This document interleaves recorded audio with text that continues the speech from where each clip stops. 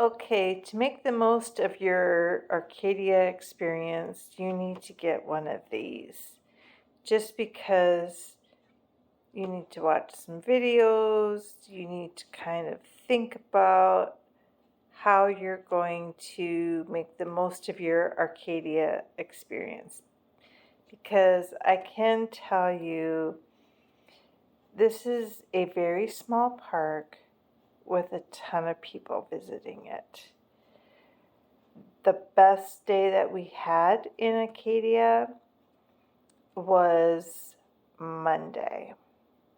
Like, the traffic was very minimal. Sunday was an absolute zoo at Bal Harbour, and I couldn't wait to get Julie out of her hotel accommodations and get the heck out of there. I just, when I go on vacation, I go to get lost and enjoy nature and get away from people, and that was not happening.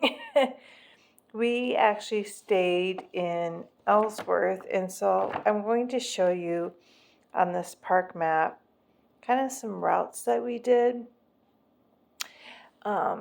And I guess I learned from the best of drivers. My spouse is always good for avoiding people and traffic because he was a truck driver by trade and hated congestion and people. So this Bass Harbor headlight, everyone talks about, how crazy busy it was. So I had that highlighted. If I could see it, I could see it. If I didn't, because parking was like crazy, then that was fine. But we actually took this 102, all the way from Ellsworth one morning with like no traffic. It was absolutely fabulous. We got there about 9:30. People go there for the sunrise and take the pictures and sunset. That's when all the people are there. So if you time it, then you don't have to worry about running into all these people. Now this Hulls Cove entrance, this park visitor center was always very busy, and I tried to approach it a couple of times. I finally did about 1:30, 2 o'clock in the afternoon, and when I discovered that a lot of those parked cars, they're parking there and then they're taking the shuttle buses. So it's not near as busy as you think it would be, but I would definitely stay away from there from 10 to 3 just the same. Unless you really need the information, there isn't any movies, there isn't really anything there except information, a shop, and then this is where the buses load. That's it.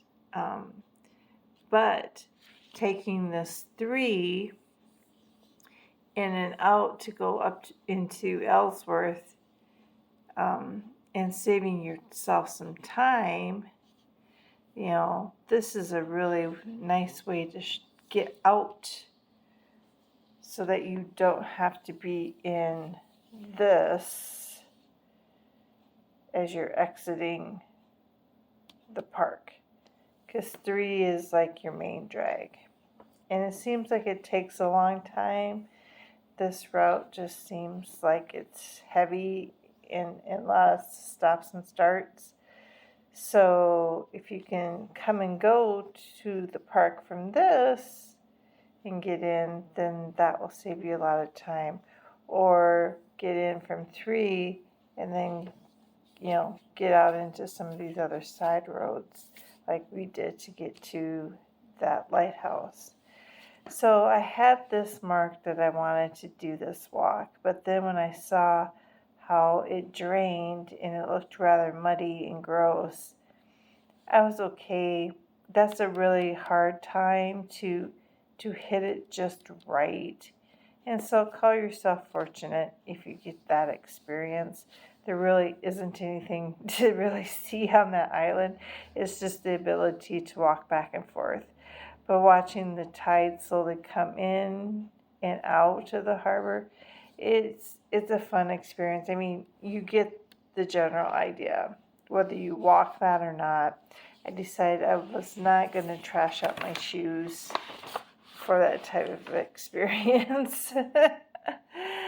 um, this we didn't get to either, but that's okay. This park road that's, this boulder line becomes one way only. And I think that is where it gets really congested and you have to be really careful. Here's the entrance station. So this is where you need to show them your park pass, buy your park pass. Once you get here, there's the point of no return. I didn't make it over here. I've heard that that's a really cool experience. You're actually on top of a cave where you can go in. It's like a sea cave, but you have to be careful again because the tides come and go and you can get caught up in there. But I didn't see that. I was thinking about it, but then it was foggy that day and I just thought, yeah, I'm going to push it. But the beehive, some of those hikes, the falcons were hatching eggs, so you couldn't go on it, or they had some storms. So you really need to check the visitor centers and see what is open and what's not open for hiking.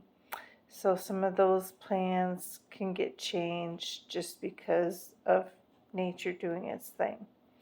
Thunderhole, we did see that. Of course, it didn't splash up. Again, it needs to have high tide. You have to time it just right. And of course, everybody's trying to see it. So it gets like super crazy during those times. So if you want to avoid people, don't do that. It was a really hot day when we were there, and Sand Beach is the only quote beach place in the whole Arcadia system.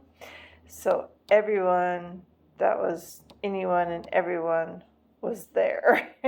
So that was the place that we definitely stayed away from. But then we just kind of looped around on Monday and did the thing. Now, on Sunday, what we did is we got the heck out of there, took the park road. I took her over to Sea Harbor. And we actually did these gardens over here. This was a crazy one to find. There's really no signage. There's this hotel that's under construction for the next couple of years. They serve the same kind of popovers as Jordan Pond does. So if you want that experience, same thing.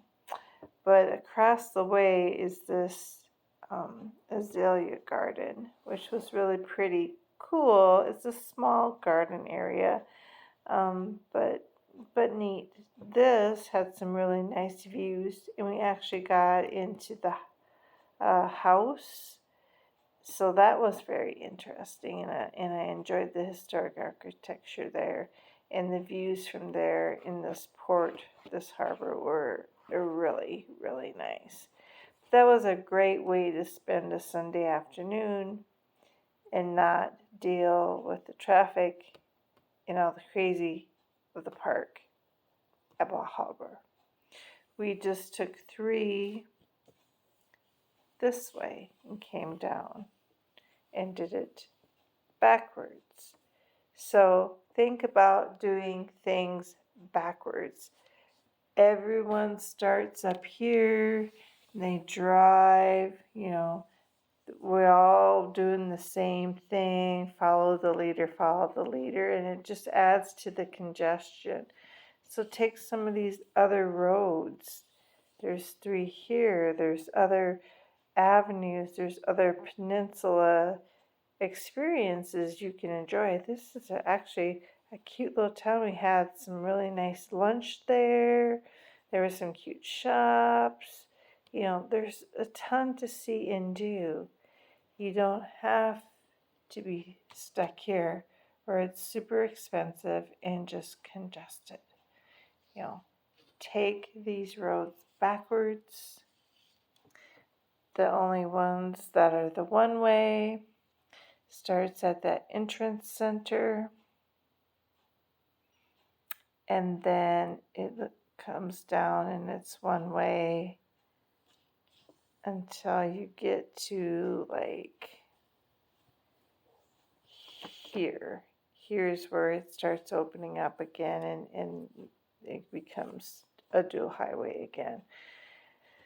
So avoid the one ways only, because it's a 2-lane highway, but they use that 2-lane highway for parking cars to get to the trails because the trailheads are too full, and so people use the right hand lane of the 2 road system that's one way for parking. So you're really down to one road in a highly populated, highly congested area. So if you can do the park backwards in reverse, awesome. We actually got to Jordan Pond. It was 3 o'clock. And by going backwards, had popovers, no problem. If you want popovers in the morning, you stand in line for 2 hours. So what I'm saying is plan your day. From 10 to 3, the park is a zoo. The mornings are the thickest for these big hikes, and you're not going to get into the parking lot. You're not going to have those fabulous pictures because you have to fight everybody for them. Cadillac Mountain, I got a reservation from 4:30 to 5:30. Or 4:30 to 5. So 5:30 on was taken because people were grabbing their pizza and their sandwiches or whatever from town and coming up to the Cadillac Mountain to take pictures. Well, I'll tell you what, because you're by the ocean or the sea and the temperatures vary from cold to warm, you're going to have more foggy days than you are going to have clear. So you only get one time per vehicle to go up to this mountain with a reservation during your stay. So you can do a crack of dawn morning, you can try to do it evening, but chances are you're going to have fog on either side of those. It's not always going to be a clear day. If you want to see clearness, because the fog was starting to roll in already in towards the evening, go during the day when nobody's up there. And you can see for miles and miles, and the islands are all mapped out there, and it's gorgeous. It's a gorgeous view. I'm totally glad I paid the $6, but I also went on a non-popular time. It was a Monday. It was 4:30 in the afternoon. Had tons of options for parking, and I did not feel like there were more than probably 100 people up there, 150 people. So they could have totally taken more on, but people didn't want that time. People wanted the sunset and the sunrise when you get all that volatile moisture and that fog system coming in, and you're not going to get your picture anyway. You know what I'm saying? Be practical, be reasonable. If you really want to see the view, think smarter, not harder. But I was able to see that and do that, and I'm glad I did.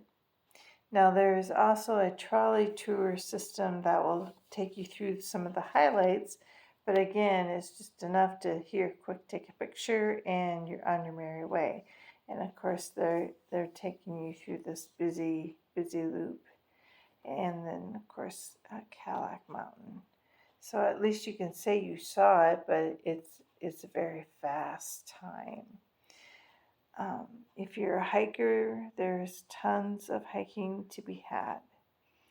If you're more of a historic and a scenic, enjoy the leisure and all the lobster shacks around the area. But you can see there's a ton of road and options. Now, a lot of these green ones are carriage rides and horses or bicycles only. So, you have to make reservations and do that. You can't take your car into those areas.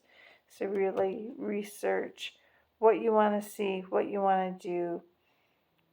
Make one goal for the morning, one goal for the afternoon, and let it be that.